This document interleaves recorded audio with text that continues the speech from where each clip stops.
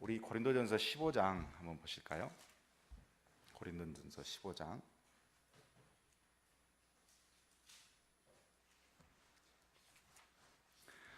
바울이 하나님 나라의 어떤 영적인 경험을 한 분이죠. 바울이 이 경험을 하면서 상당히 많은 부분들을 보게 되었을 겁니다. 그래서 고린도전서 15장에 보면 고린도후서 전서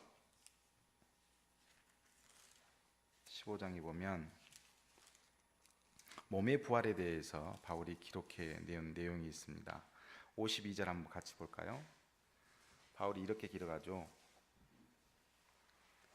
자, 51절부터 보라 내가 너희에게 비밀을 말하노니 우리가 다 잠잘 것이 아니요 마지막 나팔에 순식간에 호련히 다 변화되리니 나팔 소리가 나매 죽은 자들이 썩지 아니할 것으로 다시 살아나고 우리도 변화되리라 이렇게 있습니다. 거기서 어떨 때 이야기를 하죠? 뭐가 불 때? 마지막 나팔이라고 그랬죠, 분명히.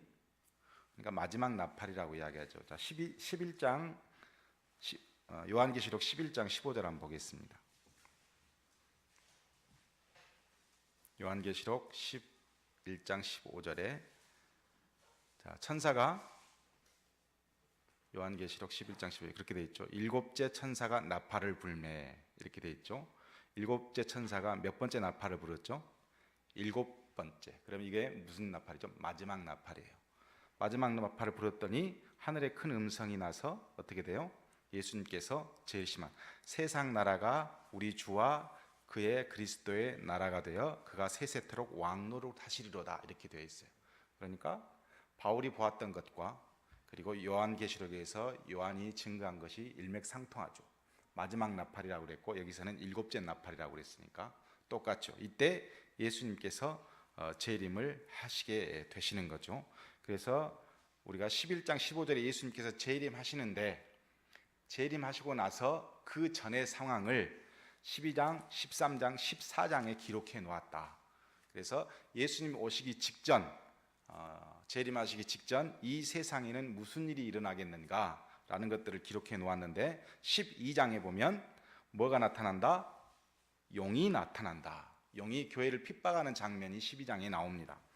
한 여자는 교회를 의미하고 용은 사탄을 의미하는데 사탄이 여자를 핍박하는 장면을 12장에 기록해 놓았어요. 그러니까 마지막 때가 되어지면 예수님의 재림의 때가 가까워지면 가까워질수록 교회는 사탄으로부터 용으로부터 옛 뱀이라고도 성경이 그렇게 얘기해요. 뱀으로부터 계속해서 우리는 핍박을 받게 된다.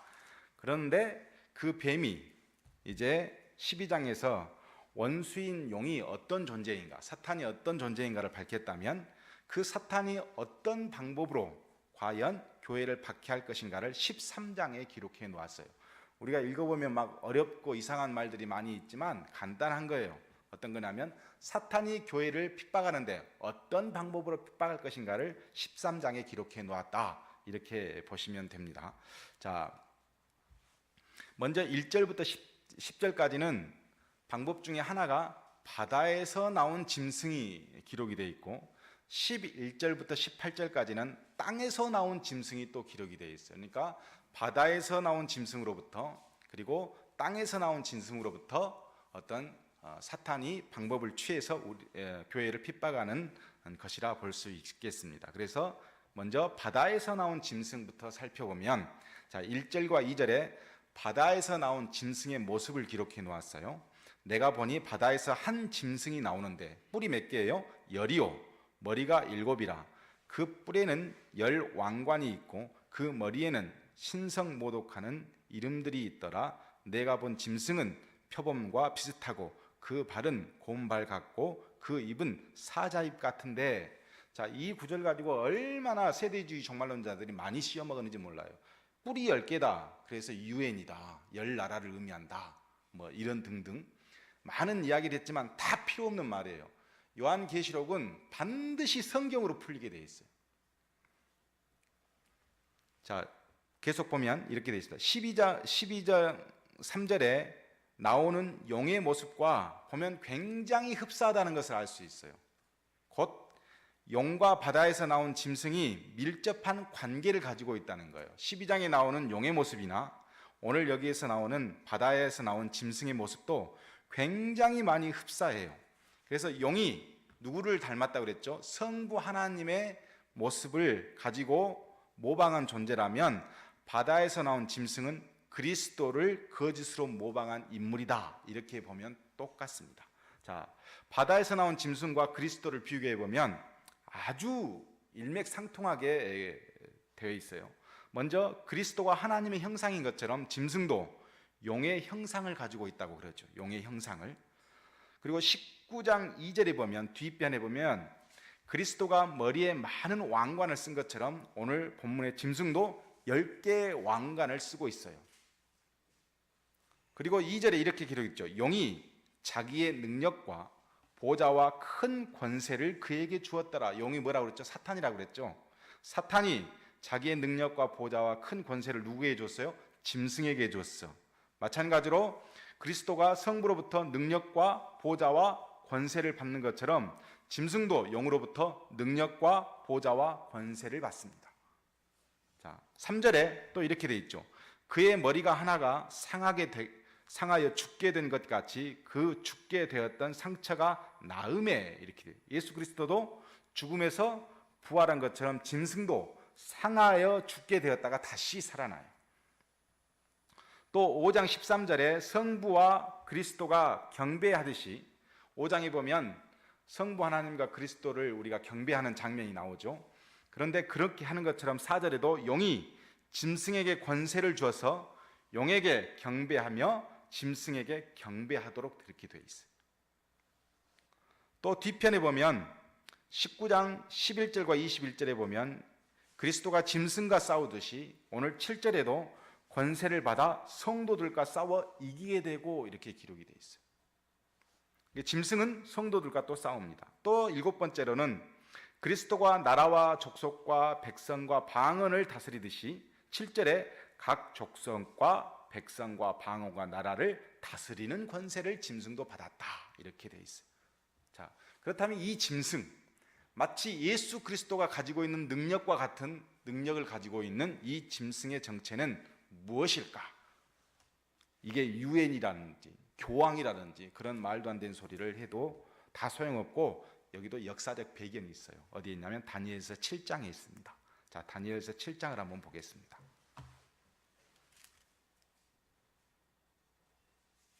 요한은 하나님의 어떤 계시를 받았을 때 그냥 기록하지 않고 충분히 유대인들이 해석할 수 있고 우리가 알아들을 수 있도록 기록을 했는데, 그 기록하는 방법이 어떤 거였냐면 바로 우리가 갖고 있는 성경을 통해서 충분히 이해할 수 있도록 그렇게 기록해 놓았다. 그래서 이 짐승의 이야기는 다니엘서 7장에 보면 나와 있습니다. 자,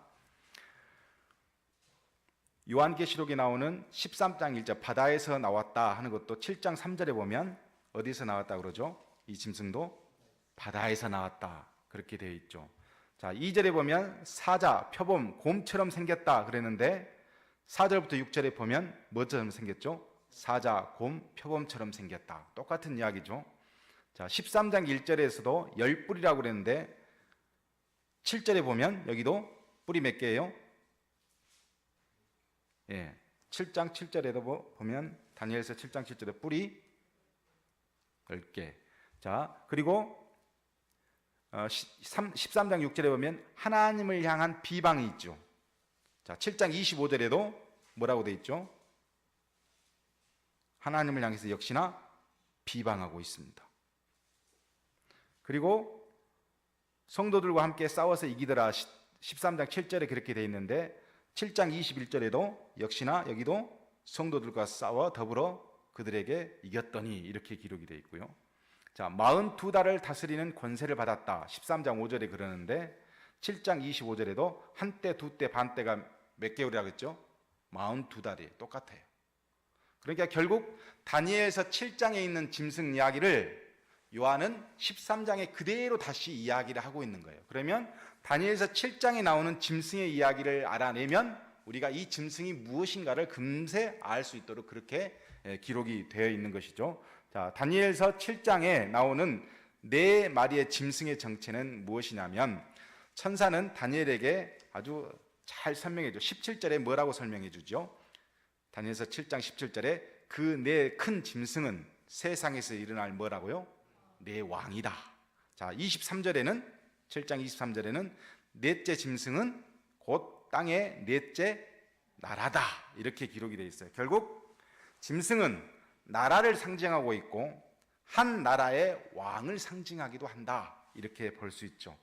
그래서 그때 다니엘서가 이 말씀을 받았었을 때 네 나라, 네 왕이니까 바벨론, 바사, 페르시아 제국, 그리고 헬라 제국, 로마를 의미해요. 그래서 그 당시에는 네 나라를 의미했다. 그래서 이것에 대해서는 아무도 누가 아니다라고 말하는 사람이 없어요. 다 똑같아요, 해석은. 그래서 여기에서 말하는 짐승은 네 나라를 의미하는데 바벨론, 바사, 헬라, 로마를 의미하고, 자, 요한계시록 13장에 그러면 바다에서 나온 짐승은 다니엘서 7장에 나오는 네 마리의 짐승을 모두 종합해 놓은 특징을 가지고 있어요. 그래서 바다에서 나온 짐승도 하나의 제국이고 하나님의 백성인 교회를 박해하는 통치자를 묘사한다. 이렇게 보면 틀림이 없습니다. 자, 요한계시록에 당시 로마 제국과 로마 황제를 상징하고 있다 해도 과언이 아니에요.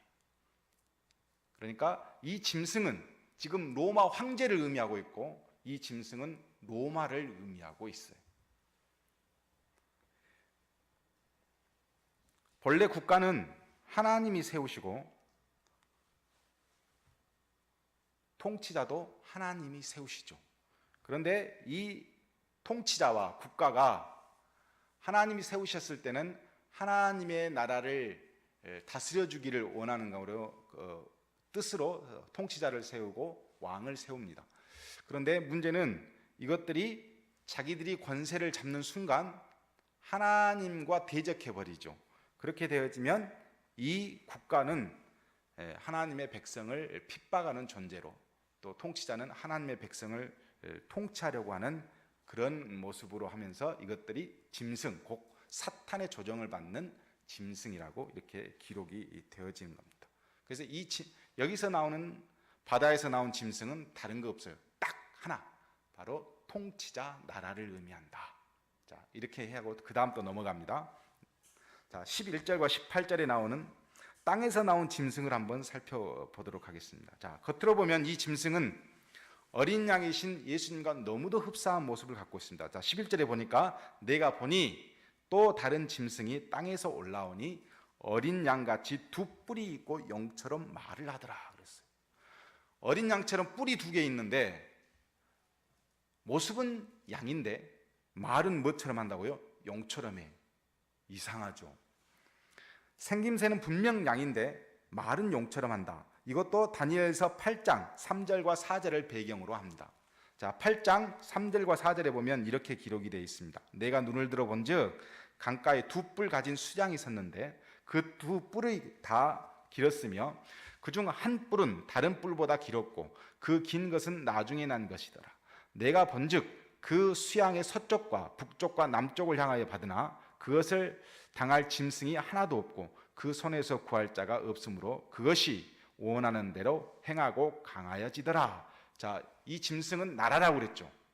그러면 나라가 두 뿔이 있는데, 나라가 두 뿔이 있는 나라예요. 그래서 이 나라가 뭐냐면 페르시아를 의미해요. 원래 페르시아는 메대와 바사가 합쳐져서 된 나라예요. 그러니까 두 뿔이에요. 이 뿔이 그렇게 뭘 상징하냐면 권세와 능력을 가진 페르시아를 의미해서 숫양을 거기다가 기록해 놓은 거예요. 그렇다면 두 뿔 가진 짐승의 정체가 뭐겠어요? 땅에서 올라온 짐승은 삼위일체 중 굉장히 성령을 모방하는 모습을 가지고 있습니다. 그럴 능력도 가지고 있어요. 결국 뭐냐면 거짓 선지자를 의미해요. 자, 이게 왜 거짓 선지자냐? 우리 뒤에 보면 계시록 16장 13절에도 이렇게 기록이 되어 있어요. 내가 보매 개구리 같은 새 더러운 영이 용의 입과 짐승의 입과 거짓 선지자의 입에서 나오니 그랬어요. 똑같은 말이에요. 자, 19장 20절에도 계시록 19장 20절에도 짐승이 잡히고 그 앞에서 표적을 행하던 거짓 선지자도 함께 잡혔으니 짐승의 표를 받고 그의 우상에게 경배하던 자들을 표적으로 미혹하던 자라. 20장 10절에도 그들은 미혹하는 마귀가 불과 유황못에 던져지니 거기는 그 짐승과 거짓 선지자도 있어 세세토록 밤낮 괴로움을 받으리라. 자, 항상 짐승이 있는 곳, 짐승의 입에 있는 곳, 거짓 선지자의 입이 함께 있습니다. 예수님께서도 마태복음 24장 24절에 이렇게 말씀하시죠. 거짓 선지자들과 거짓 그리스도들과 거짓 선지자들이 일어나 큰 표적과 기사를 보여 할 수만 있으면 택하신 자들을 또 미혹하리라. 이렇게 되어 있어요. 이들이 뭘 해요? 능력을 발휘하고 표적과 기사를 발휘해서 자신이 마치 그리스도인 양 이렇게 하는 자들이 뭐냐면 거짓 선지자들이. 이게 전혀 없는 것이 아니라니까요. 제가 이초석 목사 집회 참석해 봤다 그랬잖아요. 구동체육관에 있었을 때 저하고 아주 친한 선배가 갔는데 방언도 받고 보인다는 거야. 자기는 천사가. 근데 그 사람뿐만 아니에요. 많은 사람들이 천사를 본다는 거야. 그러면서 거기서 막 떼굴떼굴 궁굴고 말이에요. 막 박수치고 소리 지르고 보인다고 막 그러고 그 다음날부터 공부도 안 해요. 이 선배가 한번 이렇게 그런 걸 집회를 참석하더니 다 필요 없다고 그러고 그러면서 그 집회만 따라다니는 거예요. 그러니까 없는 게 아니라니까요. 그들도 어떤 현상을 보여줘요. 그러니까 거기에 매료되는 거예요. 오늘 본문에서 거짓 선지자들의 활동을 보면 12절에 이렇게 기록이 되어 있어요. 그가 먼저 나온 짐승의 모든 권세를 그 앞에서 행하고 땅과 땅에 사는 자들을 처음 짐승에게 경배하게 하니 곧 죽게 되었던 상처가 나은 자라. 이렇게 되어 있어요. 거짓 선지자들이 사람들로 하여금 뭐하냐면 경배하도록 유도를 해요. 첫째 짐승을 경배하고 손이나 이마에 짐승의 표를 받게 하는 것이 그들의 임무예요. 당시 짐승을 경배한다는 것, 당시 이 성경을 읽었던 교회는 어떻게 생각했을까요? 짐승에게 경배한다. 이걸 굉장히 현실감 있게 받아들였죠. 왜냐? 당시에는 초대교회는 로마 황제가 그렇게 경배를 받았거든요. 기독교 초기에 250년간 로마 황제를 숭배하게 합니다. 세 가지 형태로 숭배하게 했는데, 첫째, 황제가 죽고 나면 원로원이 모여요. 원로원이 모여서 이 황제가 정말 일을 잘하지 않았느냐, 그러니까 우리가 이 황제를 신격화해서 모시자, 이렇게 하고 통과가 되면 그 사람은 신으로 숭배를 합니다. 그 숫자가 황제 60명 중에 36명이 신격화되었어요. 그런데 그 가족 중에 역시나 황제를 도와서 두각을 나타냈던 사람 27명을 역시나 신처럼 숭배했어요. 그러니까 당시 교회는 쉽게 이해할 수 있어요. 아, 짐승에게 경배한다는 게 무엇인가? 이 짐승은 제국이고 이 짐승은 통치자니까 금세 이해할 수 있었죠. 그리고 두 번째 어떻게 했냐? 스스로 자신을 신격하게 한 황제가 3명 있었어요. 칼리큘라 2대 황제, 그리고 5대 황제 네로, 그리고 10대 황제 도미티아누스. 이 세 황제는 자기가 스스로 내가 신이니까 나를 신으로 모셔라, 이렇게 신격화를 강요했던 사람이에요. 또 세 번째는 어떻게 되냐면 속주들이, 예를 들어서 우리가 일본한테 이렇게 있었을 때 뭐 신당을 모시는 것처럼 똑같이 자발적으로 로마 황제를 속주들이 자발적으로 신전을 지어놓고 로마 황제를 숭배했던 경우도 있어요. 대부분 도시들이 다 그랬어요. 그런데 유독 두 족속만 안 따라해요. 하나는 유태인이고 하나는 기독교인이야. 이 기독교인과 유태인들은 유일신 하나님을 섬기기 때문에 절대 우상 숭배, 황제를 신격화하는 것을 반대합니다. 그래서 둘 다 핍박을 받을 수밖에 없죠. 그래서 이 두 종파에 대해서 로마가 핍박을 가하려고 하자 유태인들이 기가 막힌 머리를 사용합니다. 어떻게 하냐? 우리는 황제를 신으로 모실 수는 없지만 황제를 위해서 우리가 신당에서 매번 제사는 드릴 수 있다 그랬어요. 그래서 황제가 들어보니까 이것이나 그것이나 비슷하거든. 그러면 유태인들은 너희들 신당에서 회당에서 황제를 위한 예배를 드려라, 제사를 드려라 해서 유태인들은 피해가요. 근데 문제는 그리스도인들이야. 그리스도인들은 이것도 저것도 안 돼. 그러니까 그렇게 싸잡아서 250년 동안 수백만 명을 죽인 거예요. 그들은 오늘 본문을 읽었을 때 당시 교회에서 사도 요한이 보내준 이 요한계시록을 읽었을 때 이 짐승이 누구라는 건 금세 눈치챌 수 있고 알 수 있어요. 따라서 첫째 짐승이 기독교를 박해하는 모든 정치 권력자를 상징한다면 스스로 신격화를 조장하고 종교나 이념들을 전파하는 사람들을 우리는 거짓 선지자, 땅에서 나온 짐승이라고 말할 수 있어요. 자, 거짓 선지자의 활동의 두 번째는 16절에 이렇게 기록이 되어 있습니다. 그가 모든 자, 곧 작은 자나 큰 자나 부자나 가난한 자나 자유인이나 종들에게 그 손에다 이마에 표를 받게 하고 그랬어요. 자, 거짓 선지자는 짐승의 표를 받게 하고 표가 없는 자는 매매할 수 없도록 그렇게 합니다. 자, 성경에 보면 하나님의 인을 맞는 사람들이 나오고 오늘 본문에는 짐승의 표를 받는 사람이 나와요. 자, 둘 다 상징입니다. 여러분 하나님의 인침을 받았죠? 받았어요, 안 받았어요? 뭘로 받았죠? 우리는 성령으로 인침을 받았죠. 그러면 눈에 보여요, 안 보여요? 안 보이잖아요. 그러면 짐승의 표도 눈에 보일까요, 안 보일까요? 안 보여요. 바코드가 짐승의 표가 아니에요. 이마에 무엇을 찍어가지고 손톱에 뭘 넣어서 이게 짐승의 표가 아니에요. 그런데 이상하게 세대주의 종말들이 그렇게 이야기해가지고 좀 있으면 손톱 밑에다 칩을 넣을 텐데 그게 짐승의 표니까 그거 받은 사람은 구원 못 받는다. 말도 안 되는 거예요. 성경을 전혀 모르는 사람들이라 그런 소리예요. 예수 믿으면 구원 받는다고 해놓고 요거 침 넣었다고 구원 못 받는다면 그게 말이 되란 말이에요. 만약에 카드를 우리가 자주 잃어버리거나 그래서 과학이 발달해서 이 손톱 속에다가 뭔 칩을 넣어서 안전하게 사용할 수 있다면 그거 해야지 왜 안 해요? 물론 이 손톱에다 칩을 넣어서 나를 조종할 수 있는 어떤 걸 집어넣는다면 그거는 받으면 안 되겠죠.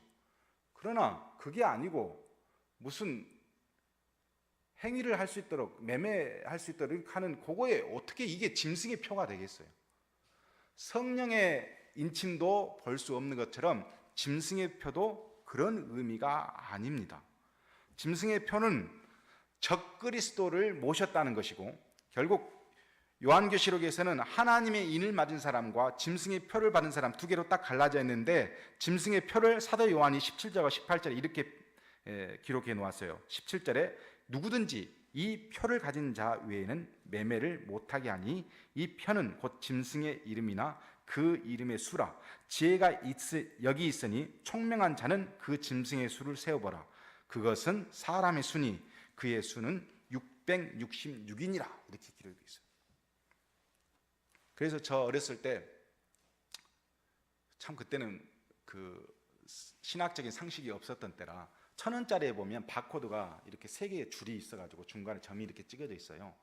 그래서 이게 일종의 그 666 1000마디를 이렇게 끄어놨다는 거예요. 그걸 헌금하지 말라 해서 저는 헌금도 못했어요. 1,000원짜리. 그렇게 교육을 잘못 받았죠. 자, 이 짐승의 표는 뭘까? 사도 요한이 살고 있는 시대에서는요, 숫자가 우리가 지금 쓴 아라비아 숫자가 없어요. 그러면 예를 들어서 10개를 가져오라. 그럼 숫자를 10개를 기록해야 되잖아요. 그럼 어떻게 기록을 해? 아라비아 숫자가 없는데. 그 당시에도. 그래서 이 사람들이 뭐냐면 그리스 문자 하나, 첫 번째 예를 들어서 우리가 기역, 니은, 디귿, 리을 이렇게 돼 있죠. 그럼 기역은 1이고 니은은 2예요.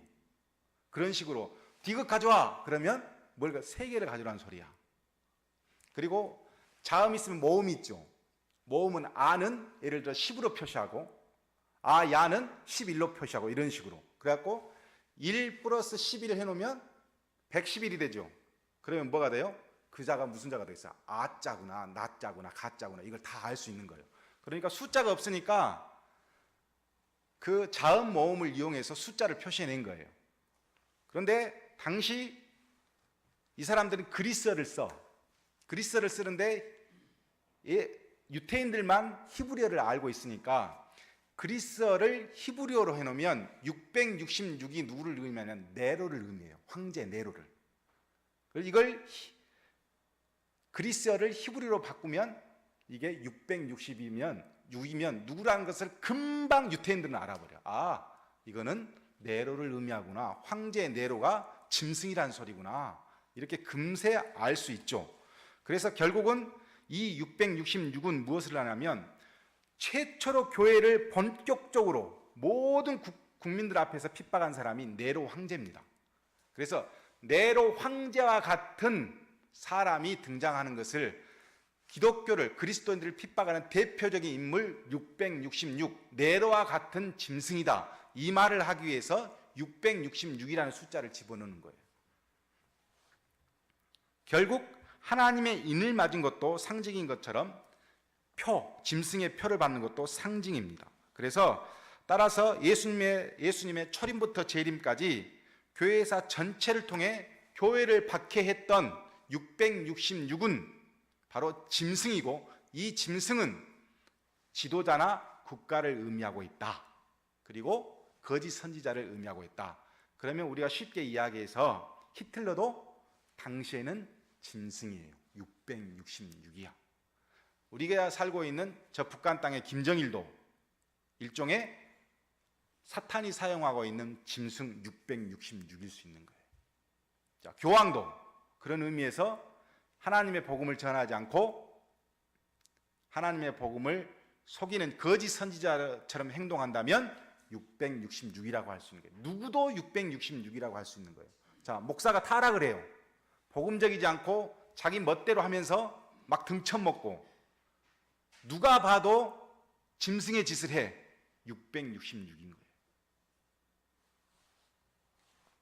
그렇다고 교회 못 가게 하는 남편을 향해서 넌 666이야 이렇게 하시면 안 된다 이거예요. 그런 어떤 의미를 갖고 있다. 그러니까 교회를 핍박하는 전체를 향해서 상징적인 단어로 사용된 것이 666 짐승이다 이렇게 보시면 됩니다. 그렇다면 중요한 것은 교회는 세상의 정부로부터 간섭을 받습니다. 우리야 지금 자기롭게 예배를 드리고 예수를 믿지만 하나님께서 세우신 나라, 하나님께서 세우시지 않는 나라가 없어요. 하나님께서 주셔서 세워진 나라예요. 하나님께서 능력을 주어서 왕이 됐어요. 그 왕은 권세를 가져요. 그런데 이 왕이 권세를 가진 자가 우리를 핍박해. 그랬을 때 교회는 어떻게 해야 되냔 말이에요. 하나님이 세우셨으니까, 하나님이 권세를 주셨으니까, 근데 그 권세로 나를 핍박했을 때 교회는 어떻게 해야 되느냐의 문제를 갖고 있죠. 당시 그리스도인들도 로마로부터 핍박을 받으면서 그런 고민을 했을 거예요. 하나님이 세우시지 않으면 이런 존재가 없을 텐데 왜 하나님은 세우시고 우리를 핍박하게 했을까? 이런 고민에 빠질 수 있고 예수님이 재림이 가까워지면 가까워질수록 우리는 그 고민을 많이 해야 될 겁니다. 근데 본문 13장 10절에 이렇게 기록이 되어 있어요.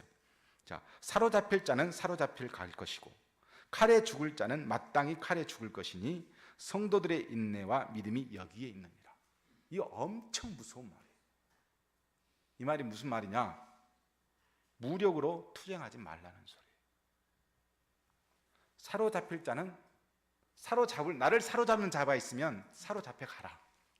그리고 칼로 나를 죽이려고 하나? 그러면 칼에 맞아 죽어라. 여기에 뭐가 있다고요? 인내와 믿음이 있다. 자, 여기 이 말도 어디에서 나왔냐면 에레미야 선지자에게 나왔습니다. 에레미야가 15장 2절에 이렇게 기록이 되어 있어요. 그들이 만일 내게 임하기를 우리가 어디로 나아가리요 하거든 너는 그들에게 이르기를 여호와께서 이와 같이 말씀하시니라. 죽은 자는 죽음으로 나아가고 칼을 받을 자는 칼로 나아가고 기근을 당할 자는 기근으로 나아가고 포로될 자들은 포로됨으로 나아갈까. 사중고욕으로 이야기했어요. 자, 에레미야 43장 11절에도 똑같은 말입니다. 그가 와서 애굽 땅을 치고 죽일 자는 죽이고 사로잡는 자는 사로잡고 칼로 칠 자는 칼로 칠 것이라, 이렇게 되어 있어요. 자, 이스라엘 백성이 하나님의 말씀에 불순종하여 애굽으로 들어가지 말라고 했음에도 기어이 애굽으로 들어가요. 그러니까 하나님께서 애굽을 칠 것이다. 죽일 자는 죽이고 사로잡을 자는 사로잡고 칼로 칠 자는 칼로 잡을 것이다. 자, 니들이 말 안 들었지. 바벨론의 포로 생활을 하게 된다. 그때 바벨론에서 죽을 자는 죽을 것이고 칼을 받을 자는 칼을 받아야 되고 기근을 당할 자는 기근으로 받을 것이다. 포로 될 자는 포로 될 것이다. 이렇게 말씀해 주시죠. 그러니까 저항할 수 없어요. 그래서 에레미야가 끝까지 저항하지 말라는 거예요. 다른 것이 있다면 에레미야에 나타난 본문은 이스라엘 백성들이 잘못해서 당한 화로부터 시작된 것이지만 오늘 요한계시록의 13장 10절은 잘못해서 한 것이 아니고 짐승이 일방적으로 공격해서 당하는 일이에요. 결국 무엇을 의미하냐면 우리는 예수님이 재림한 때가 가까워지면 잘했건 잘못했건 핍박과 고난과 더 나아가서는 그 이상의 현실이 닥칠 수도 있다 하는 겁니다. 그때 대항하거나 조직을 만들어서 전쟁을 일으키거나 그런 것이 아니에요. 그리스도인들은 어떻게 해야 되냐면 그냥 칼을 가지고 죽이면 죽어야 되고 그리고 사로잡힌 자는 사로잡혀야 돼요. 거기에 뭐가 있어요? 인내와 믿음이 있어요. 이게 뭐냐면 승리의 비결이에요. 참 슬픈 이야기지만 어쩔 수 없는 이야기. 그러니까 그렇게 많은 로마의 황제들에 의해서 로마에 의해서 250년간 그리스도인을 잡고 죽이려고 했었을 때 아무 저항 없이 사자밥이 되고 십자가에 못 박혀 죽고 굶어서 죽고 집회하다가 몰살당해 죽고 그렇게 아무 대항 없이 죽은 거예요. 왜? 이 서신을 받았거든. 이렇게 하라고 명령을 내렸거든. 그것이 하나님의 역사라는 것을 알기 때문에. 그러나 이들에게 그 다음 이야기가 계속 주어지기 때문에 이들은 아무 저항 없이 죽어갔다는 겁니다. 예수님의 오시기 직전 이런 일들이 일어날 때마다 우리는 다른 거 없습니다. 승리하는 비결은 핍박을 받을 때 무력으로 이겨내지 않고 그대로 다 받는 겁니다. 짐승으로부터. 그것이 너무 불쌍해 보이고 말도 안 되는 말 같지만 그것이 예수님께서 우리에게 주신 말씀이고 승리의 비결이라는 것을 잘 아셔야 됩니다. 다음 주에 14장 보면 이제는 이 땅 예수님이 오시기 전 이 땅에 일어날 일들을 다 보는 거고 그리고 나서부터는 이제 예수님 오신 이후에 하늘 전쟁과 그리고 그 이후의 일들은 어떻게 진행되는가를 이제 요한계시록에 보면 되겠습니다. 아무튼 중요한 말씀은 이 땅에는 핍박이 있을 수밖에 없고 마지막 때를 사는 여러분과 저는 예수님의 재림 직전 이 상황에는 고통과 고난과 아픔을 겪을 수밖에 없는 상황이다. 그래서 인내와 믿음을 가지고 이 상황을 이겨내야 된다라는 말씀을 기억해 주시기 바랍니다.